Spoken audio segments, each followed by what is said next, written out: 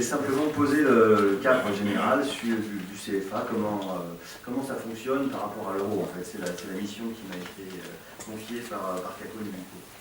Donc, simplement, je vais rappeler des choses tout à fait simples pour un économiste, mais qu'on entend un peu moins quand on n'est pas économiste, par rapport à la question des taux de change. Ordinairement, donc, quand un pays souhaite maintenir sa monnaie à parité avec une ou plusieurs autres monnaies, eh bien, il doit acheter ou vendre sa monnaie contre des devises étrangères en fonction des fluctuations de l'offre et de la demande sur le marché monétaire. Et donc, si la monnaie nationale est très demandée, pour éviter qu'elle ne s'apprécie par rapport aux autres monnaies, et bien à ce moment-là, la Banque centrale va acheter des devises en vendant sa monnaie nationale. Et donc à ce moment-là, elle va accumuler des devises, et donc ses réserves vont augmenter. Si la monnaie nationale, en revanche, est peu recherchée, eh bien, donc sur le marché monétaire, son cours va au contraire avoir tendance à se dégrader, et la monnaie va se dévaloriser, parce qu'il y a un excès chronique de l'offre de monnaie nationale contre devise. Et donc, si l'objectif de la Banque centrale, c'est de défendre une parité qui a été fixée a priori, eh bien, la Banque centrale doit à ce moment-là intervenir pour acheter la monnaie nationale, dont elle a la garde, en vendant des devises.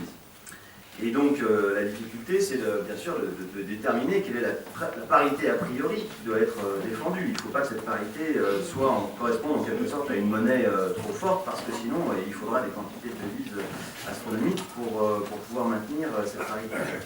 Donc, bien entendu, la parité doit être finalement réfléchie et conçue en rapport avec, on va dire, la richesse économique de la zone concernée, et son potentiel en même temps économique et de croissance.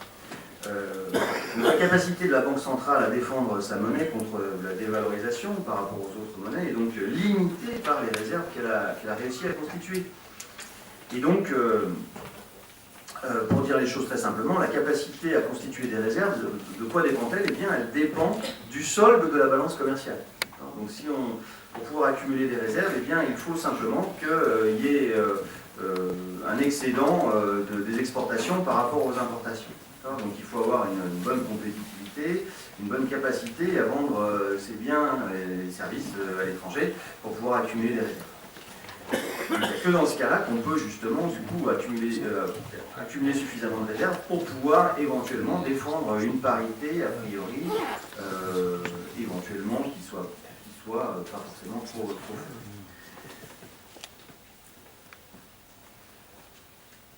Donc c'est pas si facile de défendre une parité fixe d'une monnaie qui soit pas trop faible, et surtout pour une petite économie dépendante. Et voilà. On peut aussi voir les choses sous un autre angle maintenant. On peut très bien imaginer que pour favoriser le développement industriel et trouver des débouchés externes, on peut très bien imaginer qu'on décide de contrôler le système de change et de déterminer a priori une parité fixe d'une monnaie plutôt sous-évaluée. À ce moment-là, ça va permettre de vendre plus facilement des biens à l'étranger, et le choix a priori de ce contrôle d'échange et d'une parité d'une monnaie un peu faible, on va l'appeler comme ça pour que ce soit facile à comprendre, va créer des excédents commerciaux. Et par conséquent, ça va permettre au pays ou à la zone concernée d'accumuler des devises qui vont apporter des marges de manœuvre internes en termes de liquidité qui sont favorables à la dépense domestique et à l'investissement, mais aussi des marges de manœuvre externes, puisque, y compris sur le plan géopolitique, parce que ça permet d'acquérir en fait des créances sur le reste du monde, et notamment des bons du trésor des autres pays, et y compris des pays les plus riches. Donc ça permet d'avoir des leviers, au fond, politiques et diplomatiques internationaux, et économiques bien sûr, avec les partenaires commerciaux et avec les grands de ce monde. Et bien sûr, vous avez tous reconnu le cas de la Chine, bien sûr, puisque ce que je viens de décrire, en fait, en gros, c'est le cas des pays émergents, et en particulier c'est le cas de la Chine, d'une manière très simple. Mais bien sûr, une telle politique monétaire donc, est tournée vers les intérêts internes. Et il n'est pas possible dans une CFA telle qu'elle fonctionne actuellement de mener cette politique. Pourtant, bien sûr, c'est plutôt une politique de ce genre-là qui favorise l'activité, certes avec un taux d'inflation peut-être moins bas que les 2,5% qui sont réalisés actuellement en zone CFA, dans les deux grandes zones CFA. Mais est-ce que c'est si grave d'avoir un taux d'inflation qui n'est pas de 2,5%, mais qui peut être un petit peu plus? C'est quelque chose qui doit être débattu. Pourquoi? Eh bien parce que quand s'il y a un peu plus d'inflation, c'est pas grave. C'est le signe qu'il y a un bon dynamisme de la demande et donc il y a des débouchés pour les entreprises. Ça permet aussi de faire rentrer les recettes fiscales plus facilement dans les comptes de l'État et des administrations publiques et donc ça limite l'ampleur du déficit. Et puis ça permet donc aussi d'alléger la valeur réelle des dettes et ça incite à investir plutôt qu'à thésauriser. Donc c'est la question de l'inflation là derrière qui est posée et celle de ce qu'on appelle la stabilité monétaire, puisqu'on nous vend le CFA comme apportant une bonne stabilité monétaire, comme le gage et le préalable au développement. C'est ça qui doit être interrogé. Et sans doute que finalement c'est peut-être l'inverse qu'il faudrait peut-être poser.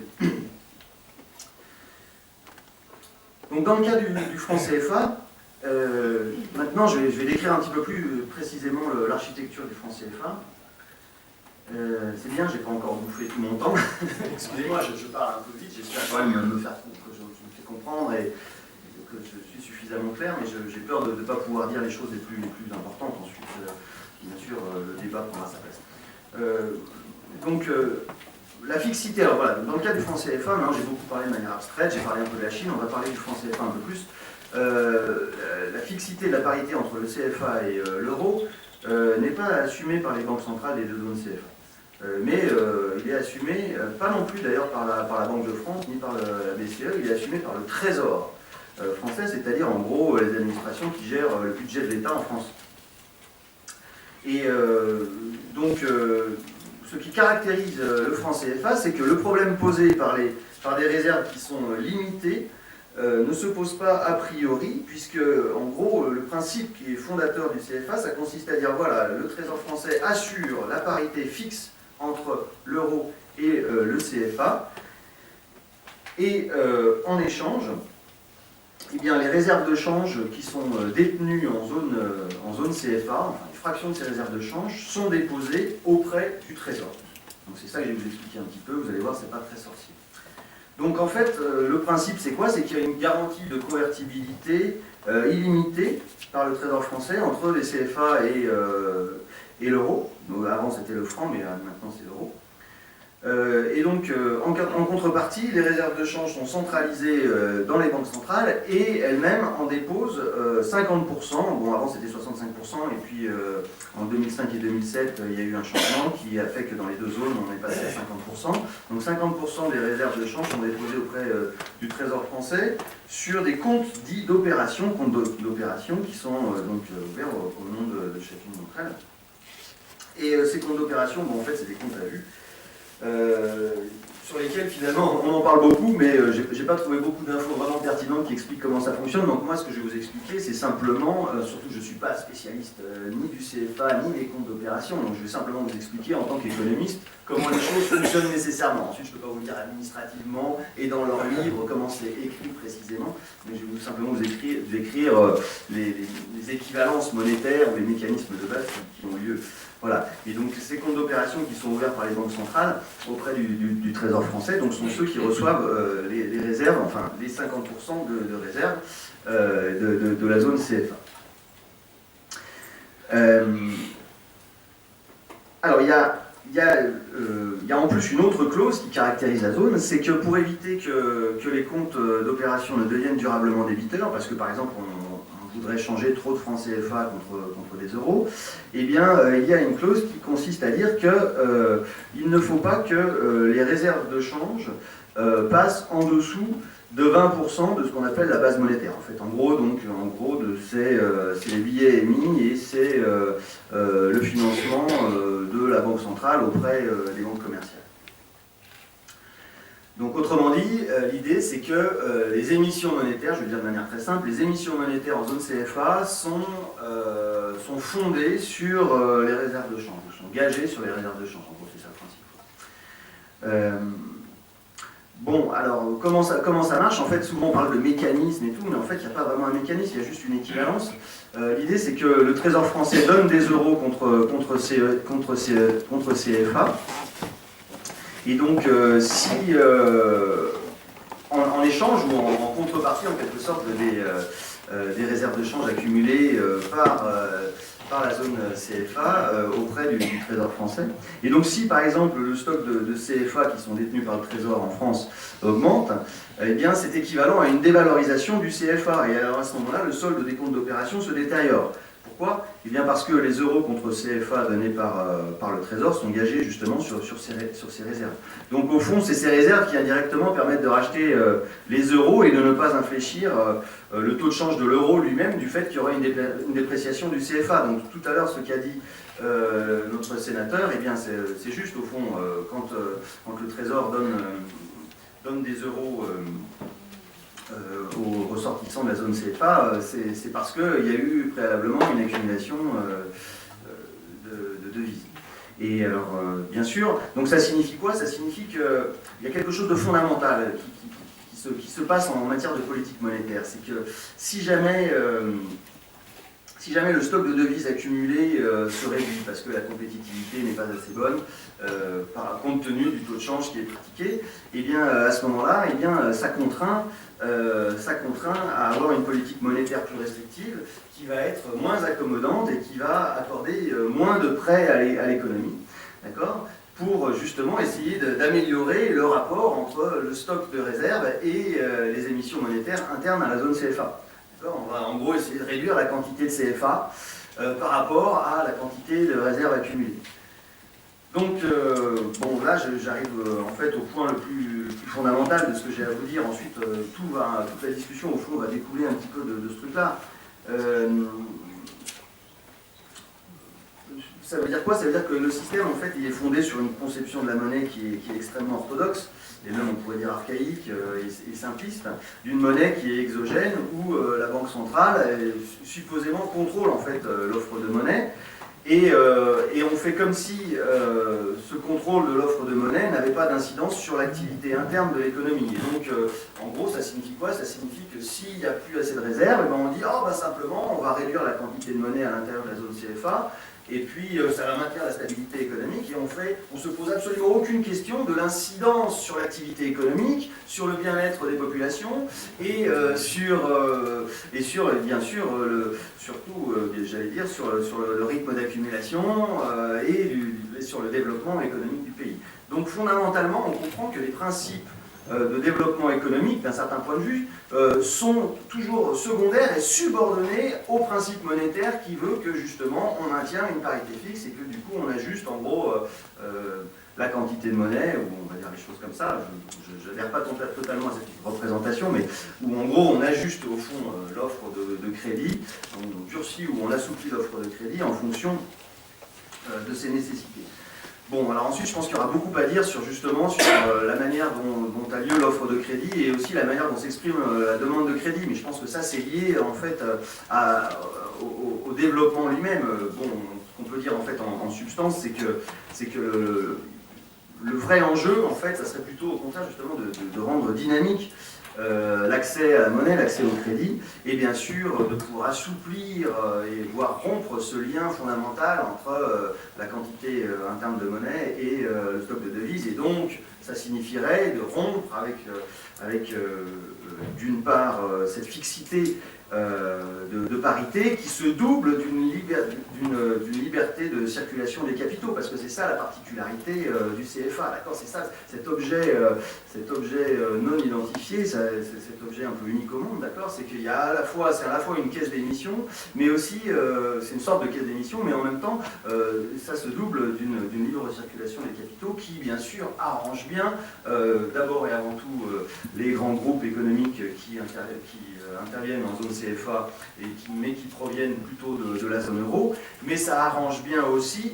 ceux qui, dans la zone CFA, ont beaucoup d'argent et qui veulent pouvoir bénéficier de toutes les possibilités d'investissement et de placement qui s'offrent en euros. Et donc, bien sûr, les élites de la zone CFA elles-mêmes sont sans doute extrêmement attachées à ce processus.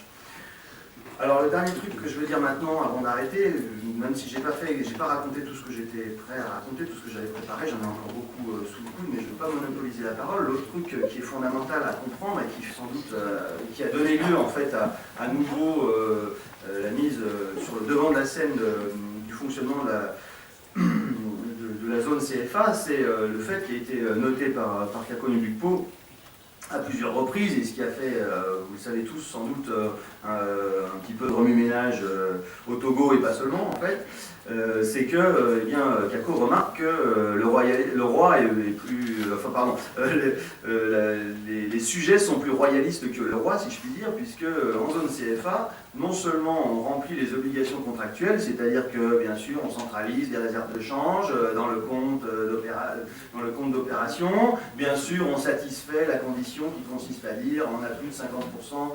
Enfin voilà, et en plus on a la moitié des réserves de change qui sont dans le compte d'opération. Bien sûr, on dépasse les 20% nécessaires par rapport aux émissions monétaires, mais en fait, le truc le plus fou, c'est que justement, au lieu d'être à 20% de stock de réserves de change par rapport aux émissions monétaires, en zone CFA, depuis très longtemps, on est autour de 100%, voire au-dessus. Donc c'est là-dessus en fait que Kakono Bukpo a insisté. Autrement dit, ça signifie qu'on a une politique monétaire extrêmement restrictive en zone CFA. Voilà, donc la question c'est quelles sont les raisons, les fondements, les pratiques de cette politique monétaire extrêmement restrictive. Ça veut dire qu'en fait, indépendamment même de la violence et l'absurdité du système CFA, de son héritage postcolonial, etc., à l'intérieur même de ce système tel qu'il existe, il y a des marges de manœuvre très importantes qui sont totalement sous-employées. En fait, c'est ça le truc. Et donc, bon, alors pareil, le débat serait beaucoup plus sain si on arrivait à avoir des infos publiées de manière plus transparente, sur le fonctionnement du compte d'opération, parce qu'en fait c'est des doubles comptes, d'accord. D'un côté on a une ligne avec des stocks de devises, d'un autre côté on a une ligne avec des échanges CFA contre euro, sauf que ça, bon, moi j'ai pas trouvé l'info, je sais pas où elle est publiée, je pense pas qu'elle soit publiée, mais même dans les comptes qu'on trouve, donc le rapport annuel de la zone franc qui est publié sur le site de la Banque de France, ça aussi c'est une curiosité, mais bon. Figurez-vous que le bilan de la BCAO n'est pas présenté de la même manière que le bilan de la BEAC. C'est quand même invraisemblable. Bon, et pareil pour certaines lignes qui sont censées représenter la même chose, il n'y a pas le même intitulé. Bon, donc il y a plein de choses complètement folles dans ce genre-là. Si bien qu'en réalité, c'est pareil. On a normalement les données à peu près correctes sur les avoirs totaux en monnaie étrangère. Mais on n'a pas une information pratique sur le compte d'opération. Si on suit ce qu'ils nous disent, en fait, on a un compte d'opération qui couvre simplement un tiers de l'avoir total. Donc en fait, ils ne sont pas cohérents en fait, dans ce qu'ils communiquent. Parce que par ailleurs, ils nous disent que eux-mêmes, justement, dans ce rapport, que le taux de couverture, il est, donc je l'ai noté pour 2012 et 2013, donc en zone UEMOA. Donc en 2012, on avait un taux de couverture des émissions par des devises qui était de 105,5%. Et en 2013, il est tombé à 90,4%. Moi, je vais vous dire, c'est une bonne nouvelle. Heureusement, c'est bien. Ça fait du bien. C'est-à-dire qu'en 2013, finalement, ça a peut-être pas si mal marché dans la zone. En zone CEMAC, c'est plus stable. On était à 98,4% de pourcentage du taux de couverture, et on est passé en 2013. C'était en 2012. En 2013, on est passé à 97,9%. Voilà, et on a été apparemment au-dessus de 100% après 99% durant plusieurs années. Voilà, donc, et c'est là-dessus que Kakono Bukpo a voulu attaquer le débat. À mon avis, c'est vraiment l'angle sur lequel on peut discuter les choses. Le problème, c'est qu'évidemment, tout de suite, ça a l'air un peu technique pour le profane. Et c'est pas grave, je pense qu'il peut y avoir plusieurs niveaux de débat. Un niveau technique, justement, où ceux qui contestent l'ordre établi, eh bien, au fond, justement, utilisent leur expertise pour montrer qu'on ne fait pas les choses comme il faut, que la voiture est mal conduite, que sur l'autoroute, on ne roule pas en deuxième, mais on roule en cinquième, etc. 2 minutes. Oh, je vais arrêter là.